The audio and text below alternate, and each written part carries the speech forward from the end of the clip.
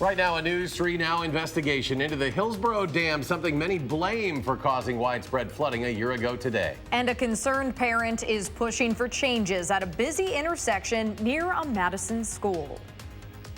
From the Channel3000.com Alert Center, this is News 3 Now at 10. And thanks for joining us tonight. Exactly 1 year ago, we were in the midst of historic flooding all across southern Wisconsin. It caused tens of millions of dollars in damage and claimed one life. A number of people living in Sauk County blame the Hillsborough Dam for floods getting so bad in their area last year. It failed to hold water back from traveling downstream to Laval, Reedsburg, and Baraboo. Amy Reed has more on the lasting impact and what some leaders have to say in the dam's defense. Last year, you couldn't stand where this picture was taken. The Baraboo River reached the top of the road. Even though the water has receded, the memories haven't. So it's that whole basement, my door and everything, you know, kind of, it didn't keep it out. Shauna Strompe can picture it perfectly. I got a call from my neighbor, and she told me I better hurry up and come home. Just so happened to be the day of my birthday. And so I came home to find that I couldn't get into my driveway. It was the worst flood they'd seen in a decade, if not ever. Many in the community wanted something to blame, looking upstream to the Hillsborough Dam. It impacted the height of our water. I mean, we had a tremendous amount of rain to the north. Well, we had rain here, but just to the north, there was a tremendous amount of rain, Vernon, Juneau County. So that water all has to come down. The Hillsborough Dam is the only one left on the Baraboo River, located 15 miles north of Laval. Last August, the dam doors got trapped shut, forcing water to build up and spill over the edge of the embankment. It eroded the earthen part of the dam and flooded the surrounding park, and it wasn't the first time the dam showed it might have issues. The Wisconsin Department of Natural Resources inspected the dam in June, 2 months before it failed to keep water back in August. The department identified multiple areas that needed attention, including the part that's eroded now. The city says they've been trying to get the money to fix the dam since 2016, but even if they had gotten it in time, it wouldn't have stopped anything. The dam doesn't create floodwater. It doesn't create rain. The amount of water it has to pass is the amount of water it would normally pass in a flood. The Wisconsin DNR agrees. Any impact on flooding the dam could have had would have ended at Vernon County lines. Even if it didn't hold water out of Sauk County, that was never its purpose. It's not a flood control dam. We're experiencing higher flood events and more dramatic and higher, more powerful flood events.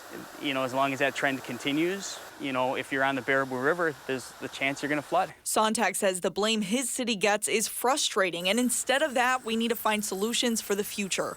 For Hillsborough, that means getting money from the DNR to rebuild the dam, which will increase the flow through the dam, making water going over the embankment less likely. And Sauk County has applied for a grant to study flood projections on the river as far out as 2080. Whatever comes from those, it will take cooperation as a region to make change. We want to work with everybody to see issues solved and to use this river as to be an asset for once. And that's something the people who've dealt with flooding 3 times too many are willing to get behind too. To have something fixed so we don't have this happen again, I think everybody would appreciate that. As cities and counties work out what they will do about flooding in the future, the most important thing you can do is be prepared. Local officials suggest subscribing to alerts and taking them seriously when you see them. Any solution possible for this to not happen again. Amy, thank you. Middleton was one of the hardest hit communities this time last year as well, including the Pheasant Branch Conservancy. That area alone dealt with about $2.5 million in damage. Right now, they are working on a plan to make the area flood-proof by making a funnel-like system so all the stormwater can flow away from the area. It will take another couple of years to fully implement those plans. In the meantime, the trails are open to the public, but they do still advise people to be cautious in that area. In total, the storm dropped 15 inches of rain on Dane County, and in Black Earth, thousands were stranded after the Black Earth Creek Bridge and others became impassable. Problems got worse as water rose over stream banks and flooded roads. Water seeped into businesses, including the shoebox. We went inside as they tried to figure out if they could stay. Luckily, They were able to reopen a week later. And while they're still recovering today, they say the community continues to be supportive. About 4 miles west in Mazomanie, some homeowners are still waiting to hear whether FEMA will buy out their property. Of the 100 households evacuated last year for flooding, 7 may be eligible for the federal program. Others will receive some sort of aid to raise and rebuild their houses, but they've put tens of thousands of dollars of their own money into making it safe to even move back in. About a dozen homes in the village still sit vacant and may never be repaired. There's families that are still staying with relatives. Not everyone has had the opportunity to bounce back. And so I think it's important that they don't slip through the cracks and that they're not forgotten. Even after helping their neighbors, the Mazo community raised $20,000 to cover 2 new rescue boats, individualized gear, and training for firefighters there. About 2/3 of the all-volunteer department will be trained in swift water rescue by this winter. Remnants of the damage left by tornadoes and straight-line winds a month ago are still visible in parts of north-central Wisconsin. In some areas in Langlade County, downed trees line roads. In Plover, homeowners are still taking debris to the Yardway site. Wisconsin Public Service says July storms were the worst it's seen in the last 20 years. Well, locally, let's get a look at our first alert forecast now with Chief Meteorologist Gary Canalti. Gary? Well, things are pretty quiet here tonight. We had some cloud cover for the morning hours, but then skies broke and we saw some sunshine this afternoon. As we look at weather tracking, you can see things pretty quiet now across much of the state of Wisconsin.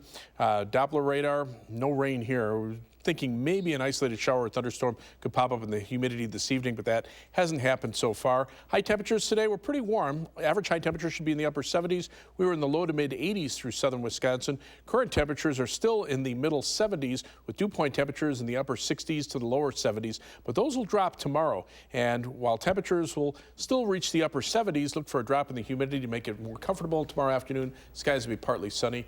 And that's your News 3 Now First Alert forecast. Gary, thank you. State regulators have approved a controversial power line project in southwestern Wisconsin. The Public Service Commission voted unanimously today to approve construction of the Cardinal Hickory Creek line between Dubuque and Middleton. The project is expected to cost more than $500 million. Costs will be passed on to ratepayers in 12 states, with about $67 million falling to Wisconsin.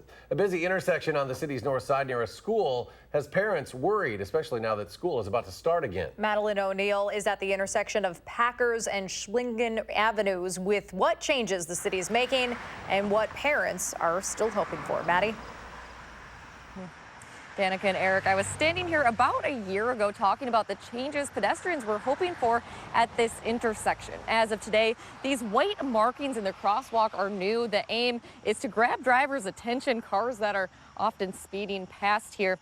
A traffic engineer says the flashing pedestrian lights here often do stop drivers about 80% of the time, but with a school right nearby, parents are hoping for more. With cars speeding by. It's like scary. I guess we didn't know it was going to be that busy. Navigating across the street can be tricky. It's very nerve-wracking, especially with kids. Brad Horn's daughters go to Isthmus Montessori Academy, a school off Packers Avenue drivers might not notice. Because they're going so fast and they have so little time to see you and react to you. Horn says even with flashing pedestrian lights, cars don't always stop. A car stopped for us and didn't notice us until the last second, slammed on their brakes, and then the car behind them rear-ended them. It's really dangerous. Justin Masuga saw the same thing happen with the tow truck. We were like, that was terrible. Masuga has precious cargo. He and his daughter, also a student at the nearby school, cross here often. I don't want that to be me. I don't want that to be somebody else that's like crossing the road with their kids. With school starting again, Masuga has turned to city officials for change. I'm using this now. I want to make sure this is safe. According to engineering officials, the city has put significant resources into improving this intersection since last fall. Best case scenario, a stoplight. A city traffic engineer tells us while the intersection isn't approved for a stoplight, putting in the new high visibility crosswalk markings was a priority. I just emailed them the other day and then they were like, oh, we got those in now. It's like, okay, good. Masuga says it's a step in the right direction, but hopes officials will do more down the road. There's a school right there. I'd like to see this designated a school zone. That would make all the difference in the world. A traffic engineer says even though the nearby school isn't a public school, they're looking into making this area an official school zone, which would mean lower speed limits. They're also planning to ask Madison police to increase enforcement here on Packers Avenue. Now, the main message from the traffic engineer tonight is slow down around schools, especially as the school year gets off to a start. Eric and Danica. All right, Maddie, thank you so much. 2 teens face tentative charges after Madison police caught them in an alleged drug deal. Officers say they saw that deal go down on live surveillance from city cameras. A department spokesperson says officers aren't always monitoring the cameras in real time, but they will if they have extra staff and are running a special operation. That's what they say they were doing this weekend, specifically watching State Street. We've had some real issues at the top of State Street, and then they're tough to get on top of and try to figure these things out in terms of these people. A lot of them aren't causing problems, but some are, and how do you get them out of there? And part of the way we're doing that is to monitor in real time cameras when we can, when we're running a special operation. Some people we spoke with today were concerned about the balance between their safety and their privacy when it comes to a policy like this. Police want people to know the cameras are there and they could be watching, hoping that kind of transparency deters crime and keeps the area safe. Well, take a look at this. A window washer had to be rescued. This is on a high-rise in Chicago today. The 58th floor. Just after noon today, one of the ropes securing him broke. The Chicago Fire Department was called in, got on the roof, tossed the workers some additional rope. They then secured the rope while the man slowly made his way up to the rooftop safely. 1,000 volunteers flooded the Duck Pond today to invest in their community. It was the annual kickoff to the United Way of Dane County's community campaign, Seasons of Caring. Projects today included diaper packing and can labeling. It'll help families in need all across the county. In just an hour, the volunteers donated about $50,000 worth of time and supplies to the community. Each year, the United Way aims to raise more than $18 million. New at 10, an 11-year-old boy being treated here in Wisconsin has 8 new friends tonight after meeting the people who helped save his life. Ian is fighting severe aplastic anemia. Over the last 7 months, doctors at Children's Hospital of Wisconsin in Milwaukee didn't know if he would ever leave a hospital. Thanks to 8 people who donated their time and white blood cells, Ian was able to go home about 2 weeks ago. Still ahead tonight, we will share the pleasant forecast ahead for the rest of the work week. But first, as the majority of economists predict an upcoming recession, how President Trump hopes to avoid it. Stay with us.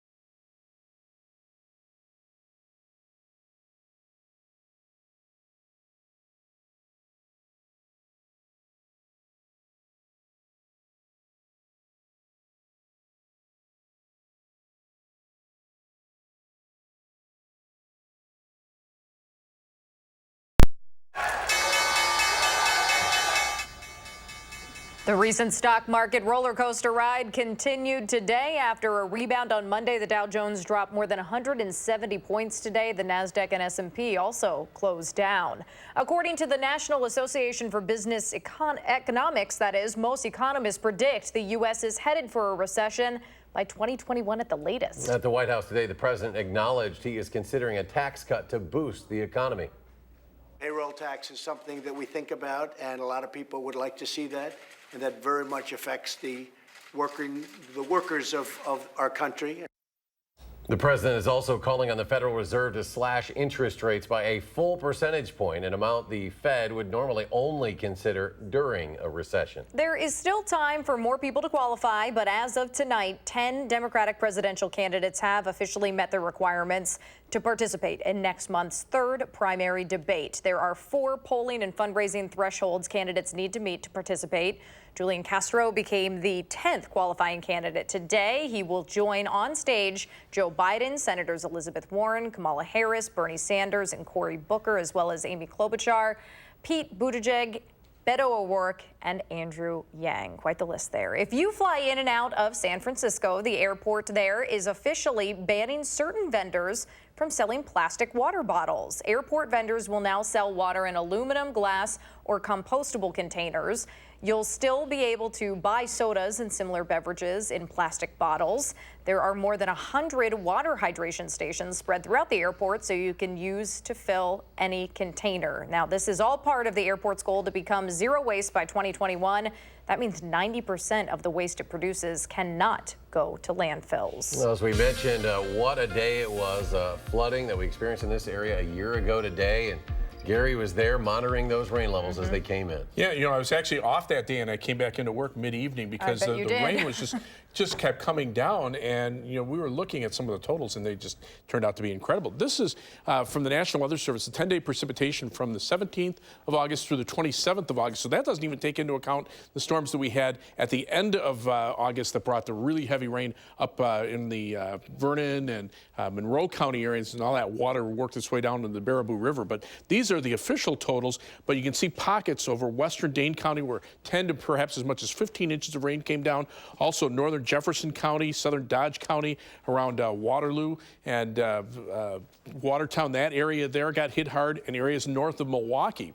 But as we take a look at some of the unofficial totals, almost 15 inches in Cross Plains, Verona over 11 inches, Mount Horeb over 8 inches. Officially at the Dane County Regional Airport for the storm, just shy of 4 inches of rain. Now, we've been pretty quiet over the last 48 hours here, but heavy amounts of rain of 3 to 5 inches have fallen over parts of Iowa, not too far to our south and west. But the rain has just barely made it into southwestern Wisconsin over the last couple of days. That was mostly this morning, about a half inch of rain or less, whereas from Madison northward, little or no rain fell. And Doppler radar is quiet for tonight, not only in southern Wisconsin, but pretty much the entire upper Midwest. And we should see dry weather pretty much through the weekend. As we look at the GFS longer range computer model forecast, this is all the way through Sunday night at 12 midnight, early Monday morning, showing just a couple 1/100ths of an inch of rain possible over that time period. The European computer model doesn't even show any rain at all over south central Wisconsin. So we do have a dry period coming up with pleasant conditions and less humidity. Time lapse from the Queen Bee Radio Skycam shows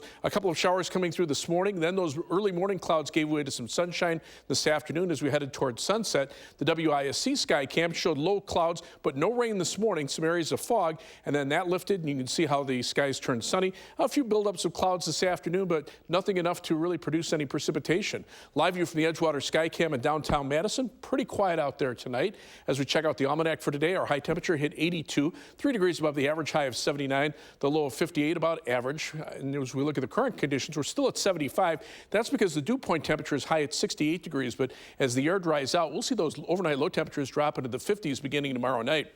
High temperatures today, mid to upper 80s through southwestern Wisconsin, near 90 over parts of Iowa. Current temperatures have dropped now into the upper 60s to the middle 70s, but notice the wind shifting to the north and west up to the north. That's where the cooler and drier air will be coming in from. So overnight, look for partly cloudy skies, patchy fog possible, low temperature at 65. Then tomorrow, a partly sunny, slightly cooler but less humid day with a high temperature of 78. On future track, you can see things pretty quiet overnight. I don't even think there's going to be a sprinkler or two that even pops pops up. And then look for sunshine for tomorrow with highs in the upper 70s. Tomorrow night, low temperatures drop into the 50s as we dry out. And then for Thursday, partly sunny skies, high temperatures again in the mid-70s. 7 to 10 day forecast.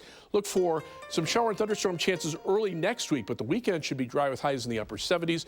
A brief warm up early next week, and then as the air dries out, we're back down to the mid-70s for Wednesday and Thursday. Maybe a shower or thunderstorm chance Thursday night into Friday morning. Just the polar opposite compared to this time last year. Sometimes you got to make it up, but maybe it takes a year to make it up. I guess we did. so. Yeah. Gary, thank you very much. Well, the Brewers started off strong in St. Louis tonight. Well, we'll show you what happened after that. That's next at Sports.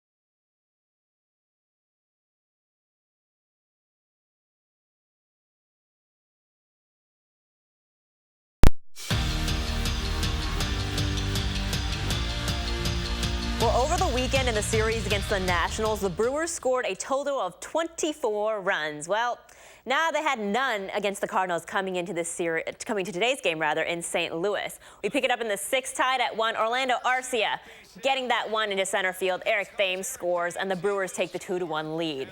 Bottom of the inning, tied again. Dexter Fowler pops it up. This is just the worst. This is the worst ever. Call it, somebody. Nope. Communication issues there. And 3 runs score for the Cardinals. St. Louis running away with it from here. Right now, the Brewers down at 9-4 in the 8th inning. Well, the last time Quintez Cephas was on the field in a Badger uniform was in 2017, and he was putting up some pretty good numbers here, too. Here are the stats from that year. Cephas led the team in touchdown catches with 6 of them, despite only playing in 9 games because he broke his leg at Indiana towards the end of the season. But still, he was second on the team in terms of total yardage behind Troy Fumagalli. He played in all of his games. A.J. Taylor, who is entering his senior season this fall, not too far behind them, so we should expect a solid receiving core in just a few weeks. Now, Cephas is named back on the Badgers roster online today after he was reinstated to the university yesterday. But even with those numbers we just showed you, how will he fit back into the offense? Because the last time he played, Alex Hornibrook was still the quarterback. Head coach Paul Chryst is scheduled to talk to reporters tomorrow, so stay tuned. Packers wide receiver Jamon Moore seems to be okay. He practiced with the team today after he was in a car crash on Friday near Green Bay. Now, according to the police report, Moore was cited with speeding after he hit a pickup truck, and he told police that he lost control of the car and he couldn't see because of the heavy rain.